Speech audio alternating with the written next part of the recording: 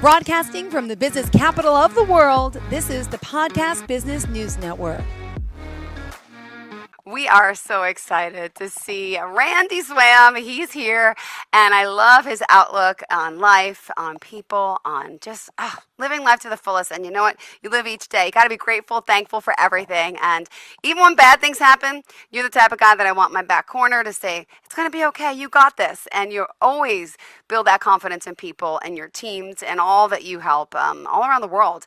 Obviously, he's an amazing coach, Marshall Goldsmith certified, and he's joining us today here live from the Dallas-Fort Worth area. How are you? Woo, doing good, doing good. Glad to be here with you as always. And Oh, it's interesting what you just said because one small part of what you just said is going to be sort of a central theme of what I'm talking about today. So that's you have my compliments on that. oh, well, yeah. AC pop broke. I heard an explosion. Anyway, being taken care of now, but you're right. You got to look at the positive. We're okay. We're healthy. We're alive. Yes, yeah, that's true. my kids were screaming, and I'm like, I'm working. I can't talk. What's going on? But always And a pleasure to have you. Go ahead. and at least they're learning about it so that in the future, in about 20 years, they'll be able to uh, understand it. So yeah, just Oh, yeah, it's you're right. It's a challenging thing for kids, particularly if it's their first time with it. So, oh, but well, anyway, you have my compliments on just what you're doing and how you're doing it and who you are. And I just I'll look forward to uh, maybe the next time where you tell me, okay, yeah, it all got fixed. We're good. yes. Thank you so much. Oh my God. How are you? What's happening? What are we going to discuss today? Well, what I'm going to discuss today is a little bit of a key aspect here that I touched on toward the end of our last one. When I was talking about my ex and stuff like that, and I'll mention one thing on that. But what I'm going to be looking at doing is, and just mentioning to these folks, and I'll be quoting one thing that I wrote out and everything in one of the videos, and but it's an aspect that when you're talking about people that are leading, there are things they've got to be aware of. Because if you have people that are nothing but just dysfunctional and narcissistic managers, and Mm. they're not really understanding true leadership, guess what? It can make bad things happen in their team, in their company, and what they're trying to do. And so I'm going to just kind of mention just a couple of aspects about that. Oh, would love to hear. Thank you so much. Go ahead. Okay, well, I tell you what, you may remember, and I think you'll remember this, that I think it was last week, kind of toward the end of the show and everything, I pointed out what I had been doing with my ex. My ex, the lady that I was married to I was her fifth marriage and stuff. And, but she, had four failed marriages before me, and I think she had just gotten a whole lot of kind of thing like that and everything. And there are things we could have done better, but we had a good marriage for the most part. But she left in 2010, and just because she was kind of going back to what she remembered with all those other ones and everything, and it was kind of amazing because just to make it real simple, I'm and I'm just going to give you this couple, this very few minute picture, but then I'll explain why I'm bringing that Sure. in terms of a leadership thing, and then I'll kind of mention this key aspect of it.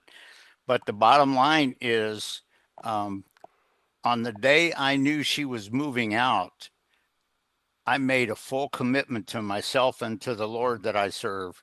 And I said, I'm going to stay completely committed to her going forward. No two ways about it. And you know what? Still in my heart, I feel love for her, even though I think you realize this. She passed away about Ah, 6 years ago. But the bottom line is, she thought I was just going to be going out and doing stupid things because that's what some of those husbands did with her apparently in the past, I guess. But it blew her away when she found out that I had her grandkids and their father and mother actually move into my house with me. and I think that sort of blew her away in a positive way. And they lived with me for about 3 years, but then they had to be divorced because the mother was being abusive and stuff. But there was um, she was amazed by how I, you know, uh, you know, monetarily helped out the fact where the kids, the Yeah. two great grandkids, were going to be in a good situation, and they are, and they're turning into some amazing people right now, kind of Oh, thing. But the amazing thing about this too is that that happened about 3 years after they moved into me, but there was a time when, and this was back in about 19, it was about December of 19, no, December of 2018. And I found out that my ex had been trying to call get in touch with the government to try to get some help and some financial assistance and help and everything. And I looked at my pastor's wife and told her, I said, well, I'll tell you what. She said, what? I said, I'm going to send you money every month and I'm going to tell you how much to send her. And she was wow. like, wow, okay. And I sent her, and they sent checks. When she went and you know manually gave a check to my ex for about $300 a month. And when it got to December of 2019, it was a $400 check. And she was, Ah, and my ex looked back at her and said, "Well, I'll tell you what, maybe the church needs this more than I do." And my pastor's wife looked at her and said, "The church is not out one single penny. The church, you got to realize that every bit of this has been voluntarily donated to the church by one person and earmarked for you." And she said, my ex was like this. And she was like, what? Oh, oh wow. Wow. uh, Wow. And she had to get her attention back. And she looked at her and she said, who did that? wow. Who did that? And my pastor's wife looked at her and very calmly said, Randy did. And she was like, oh, wow. Oh, wow. And then, she basically stood up and as she was getting ready to move on to what she had to go do, she looked back and she said, I am so appreciative and I'm so amazed and stuff. But you know what? That was the last Ah, connection we ever had because 2 weeks later, it was oh in the my first goodness. first month of 2020, she passed away. Mm. And and I told my pastor's wife when she called me and told me about it, I said, you know what, I appreciate this and stuff. But the other part of it too is what, you know, um, the feeling that my ex got that those checks were coming in like that was was not anything dysfunctional or whatever. She was appreciative. But when she passed away, that was kind of the last thing she experienced and felt in her life. Mm. And you know what? Here's the thing when you talk about a leadership aspect of it.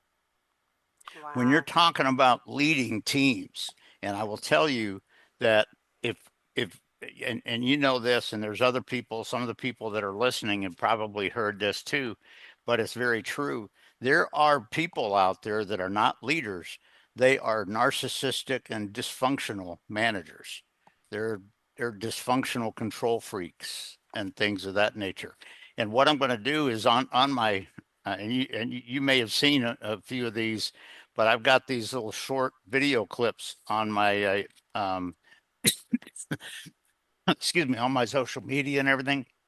And there was one where it was talking about, it's all relating to leadership, but it also brings out aspects of neuroscience and awareness of the brain and what we need to do and everything. But here's the quote that they put right on the top of that because it was the intro to the concept that I brought out. And it said, if you're feeling your team, or excuse me, if you're telling your team to shut up and do what I tell you, you're missing out. This approach stifles innovation and can Wow. hinder your company's future growth and your team's potential. And what I Wow. wanted to kind of mention is that a lot of people, if they start doing what I did to my ex, a lot of people, their whole focus is on what do I get out of this? I'm going to make sure she just wants to come back and talk to me and all this kind of stuff. And that's what a lot of dysfunctional people do. That was not my intention here. My intention was I wanted her to sense and experience something that was different than what she had done, experienced most probably in the first part of her life and everything. Yeah. And I wanted her to kind of sense that. And the big thing that I kind of talk about when you're talking about leading your team and you're talking about, what you're really doing, this little quote was exactly right. If all you're doing is telling your people to just shut up and do what I tell you to do, you're missing out totally, and you're not letting them grow. And if you think about the neuroscience aspect of the mental processing that people have in their brains, you're shutting that aside, and you don't want that. You don't want that because guess what?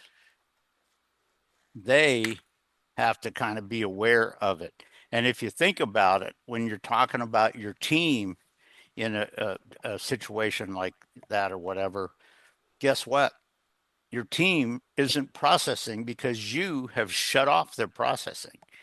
And if you're doing that, you're dysfunctional and you're not doing it what's right.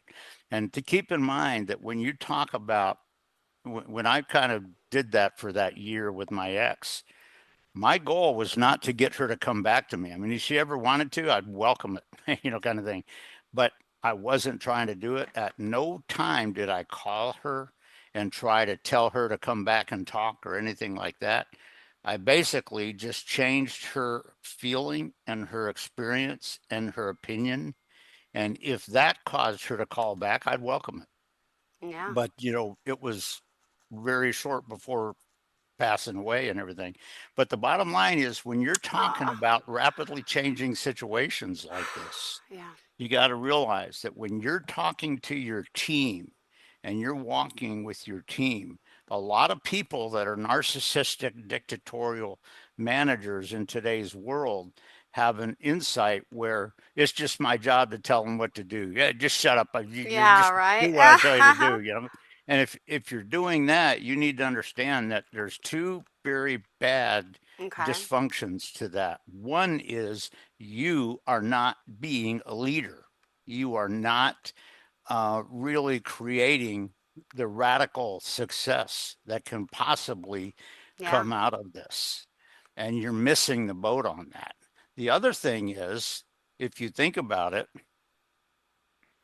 you got to realize that you're shutting your people off and you're causing them not to grow.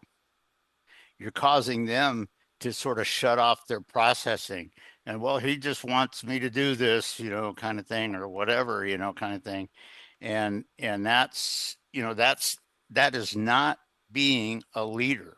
And if you think about it, this is very aligned with the organizational maneuverability concept of mine, where let's face it, not every single thing that occurs in the journey is road academic. It may have factors that you didn't experience. And keep in mind, one or two of the people on your team may experience and see a certain factor that you had no attention of. And you know what? The big thing about it is when they bring it up, the last thing you want to do is just because a lot of the dictatorial managers just sit there and say, "Well, here, just do this, do this, do this," Yeah. kind of thing, and that is not being a leader. That is not really reaching radical success. And so it is very key on this, and it was just a picture on that because, like I said, my whole reaction to my ex for that whole year of every month, sending her $300, and on the last Christmas it was $400 just to give her a little bit of money for Christmas, kind of thing. Uh, And but I was not trying to control her.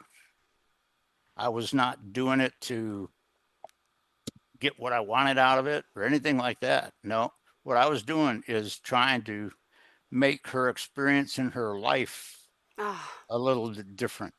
And it sort of blew her away in her mind. And that was kind of a reaction when the preacher's wife told her that.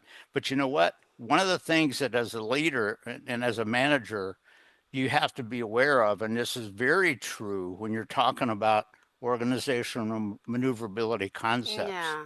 is there are some times when you may need to, tell your people something. Yeah.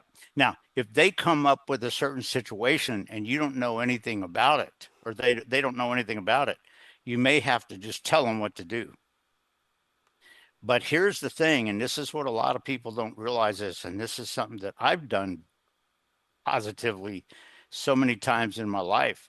But when you do that, if all you do is tell them what to do and you're trying to make it look like you're the smart one and you're the one that knows all this and all this kind of stuff, maybe not, you know, uh, because one of the things that you can do is have a short chat with them afterwards and say, well, I'll tell you what, with this situation, what do you think is probably the vision to happen? Now, Yeah. in my mind, I probably have my own, and it Mm-hmm. may be something that I bring to them. But you know what? If I can get them thinking that a little bit, and I don't mean in a dictatorial way where I just get them to shut their brain off and come into what I think.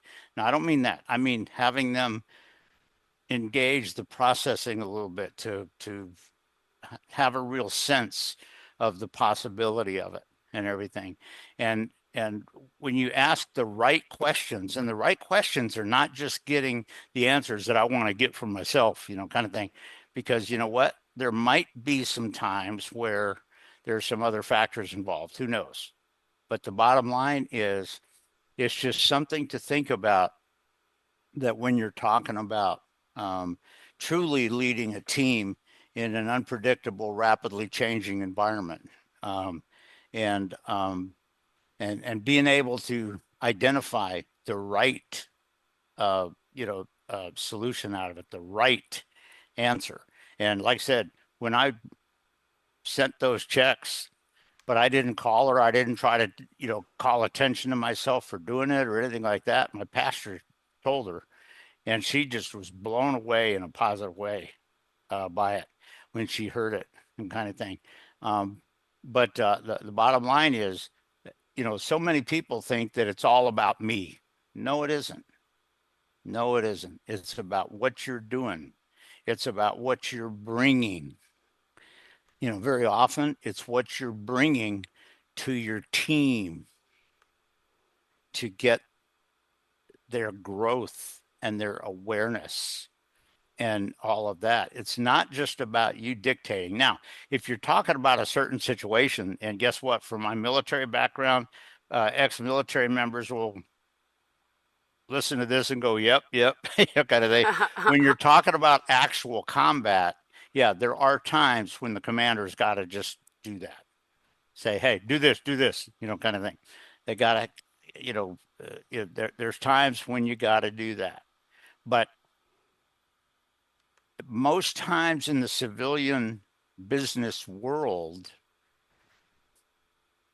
it's not as necessary. And if all you're doing is trying to call attention to yourself and just get them to shut their brains off and surrender to me, if that's all you're trying, Yeah.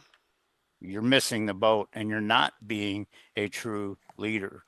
Very often, in fact, there's been several times in my journey where I, uh, instead of just telling people, I asked them wonderful questions. And as they thought about the questions and the answers, they came up with the great answers. And you know what? They came up with the answers that I would have come up with. And you know what? It's exactly the answer I would have said, but they came up with it. Now, um, would I say something like, well, that's the way I see it too? Awesome. Yeah. But you know what? They get a chance to feel a pat on the back Yeah. because of what they did and their success on it and everything. So it's just something to think about when you're talking about being a leader instead of just a dictatorial manager, being a real leader in your environment. And what are you doing? Guess what? If there's if all you're doing is just dictating, and like I said, this is a real good quote that I read here. Uh, if you're just having them shut their brain off and just capitulate to you, you're not getting it done. But you know what? A lot of times when you interact with them, sometimes, and maybe just 30 seconds, a lot of times you interact with them in such a way that they kind of in their brains go, oh, yeah, wow, yeah, you know what? And they become better and more effective and more visionary in what you're doing and all. And so, if you think about it, it's not just an aspect of dictating to your team to say, "Hey, go do this, do this." No, it's about, are you growing your team? Is your team becoming better? Is it becoming more aligned? Is it becoming, um, uh, more visionary and all of that? And so, like I say, that image of my ex there, I just kind of put it out there because that's a little bit of an image of sort of what I'm talking about here. It wasn't about, trying to control her. It wasn't about, just calling attention to me or anything like that kind of thing. No, it was just to give a positive thing for her with where she was. And that was my whole thing. I never called her once on that year. If she called me, I would have talked to her. Um, but like I said, about 2 weeks after the last check is when she passed away, and that was the last experience she had in life. And if Ah, she began to realize that, wow, you know what, thank you, thank you, kind of thing. And so the thing about it is, when you're talking about leading your team in a yeah. challenging environment, it's not just about you dictating. It's not about you calling attention to yourself, patting yourself on the back. If that's your only focus, you're not being a leader. If you are focused on your team and growing your team, and you have some clarity on kind of what I read here, kind of thing, and all that, and like I said, that's all on a short video clip that's on my uh, Facebook and all that. But the Ah, bottom line is, when you're talking about leading your team, you just have to have an understanding of how you're really going to do that. And if all you're thinking about is yourself and manager and controlling and all that, you're not getting there. So I just throw that out. What I strongly recommend for everybody that listens is develop yourself so that you're being a true leader, not just a dictatorial manager. And how you're growing your team, and how your team is even becoming better and better and better, and in the journey together. And just something to think about. And like I said, the example of my ex there that I mentioned in the last one was what I show there, because that was a good little bit of a picture of what I was talking about, where you're not just trying to control. It wasn't about her getting calling me or anything. It was just about a whole different thing. I wanted to make a positive thing. yeah. Oh, beautiful. Thank you. Ah, So anyway, that's just kind of the central thing. But you know what? All of that is very true when you're talking about um, leading teams. And are you, when you look at people that are the head of your team or whatever, are they acting as a dictatorial manager, or are they truly a leader? You know what? If somebody is a true leader, and literally almost all of the Air Force commanders that I worked with during my Air Force career were leaders, not just control freak people. They were real leaders. And you know what? I would have done anything to work with them. And that's what you got to realize, is just how you really want your team to grow, become, and truly achieve way more than you ever thought. Guess what? One of the central aspects to get that to happen is, if you're not just being a dictatorial manager, but you're being that real leader. So just something to think about. It's a very key aspect. Oh, thank you for that, Randy. Randy, love you. The past few shows, I mean, getting extra personal. I love this. Thank you so much. Well, you know what? And I'll tell you what, Jill. I just so you know, I love you as a person, and I just appreciate you so much too as a friend, and I just love being away. I mean, I appreciate a number of the people there at the PBNN and stuff, but I totally being on the show with you. I totally appreciate that, and just our time together. Beautiful. Thank you so much. You have a fantastic day. Looking forward to seeing you and talking with you more. Thanks again, Randy, for Okay. everything. Oh, And go oh, ahead. oh, and just to let you know, just very quick Oh, here, it looks like I'm going to kind of get a confirmation on it. It looks like next Wednesday they may have me over at the airport for a little bit of sort of ongoing training and stuff. Probably maybe from 9 o'clock to okay. 3 o'clock or something like that. So the bottom line is, I'll let the The powers that that be. yeah, I'll let Ashley know and stuff if it looks like that, and if we can't be on for that day, I'll look to see if there's another time when we can, or what we'll do is we'll be on for the week after that. Perfect. Thank you so much. Sounds good, sweetheart. Enjoy the rest of your day and have a good one. Okay, and I Stay hope you have, cool.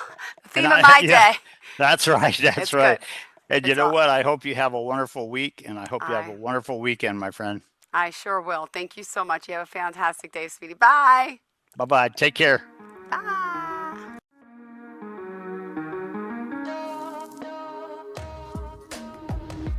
Broadcasting from the business capital of the world, this is the Podcast Business News Network.